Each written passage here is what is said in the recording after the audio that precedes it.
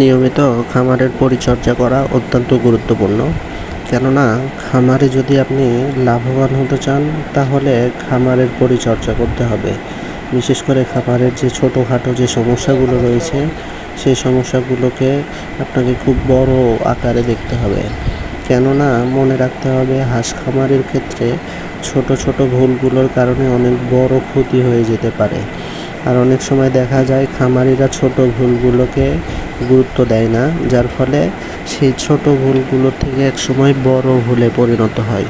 বিশেষ করে হাঁস খামারের পরিবেশটা, অর্থাৎ আপনার হাঁস খামারে যদি পর্যাপ্ত পরিমাণে বর্জ্যগুলো তৈরি হয় সেক্ষেত্রে কিন্তু এটা ছোট সমস্যা মনে করবেন না। কেননা হাঁস খামারের এই বর্জ্যগুলো বা এই অপরিষ্কার অংশগুলো অর্থাৎ বিষ্ঠাগুলো কিন্তু একসময় সেখান থেকে ব্যাকটেরিয়া এবং এমনকি ভাইরাস ঘটিত বিভিন্ন ধরনের সমস্যার সৃষ্টি হতে পারে। সুতরাং কেউ এই বিষয়টাকে ছোট করে দেখবেন না। আরেকটি গুরুত্বপূর্ণ বিষয় হচ্ছে বর্ষার সিজনে বা অনেক সময় দেখা যায় যে সেই জায়গাগুলোতে পানি থেকে যায়।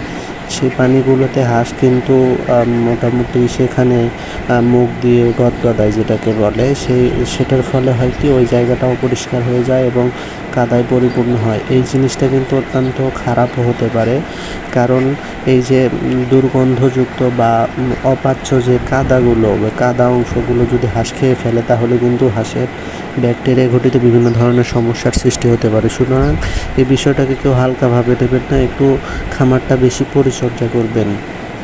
আরেকটি গুরুত্বপূর্ণ বিষয় হচ্ছে যে হাঁসের খামারের আপনার ঘরটাও কিন্তু আপনাদের নিয়মিত পরিষ্কার রাখতে হবে এবং হাঁসের ঘরে পর্যাপ্ত পরিমাণে বালুর ব্যবস্থা করতে হবে, এটা আপনাদের মনে রাখতে হবে। এছাড়াও যে খাবার যে পাত্রগুলোতে দিবেন সেই পাত্রগুলো কিন্তু প্রতিনিয়ত আপনাকে ধৌত করতে হবে, অর্থাৎ পরিষ্কার রাখতে হবে। কেননা যদি আপনি একই খাবারে প্রতিদিন খাদ্য দেন এবং সেই খাদ্যগুলোর পাত্রগুলো আপনি প্রতিদিন পরিষ্কার না করেন তাহলে সেখানে কিন্তু সেই খাদ্যগুলো পচে গিয়ে নষ্ট হয়ে কিন্তু ব্যাকটেরিয়া জন্মাতে পারে।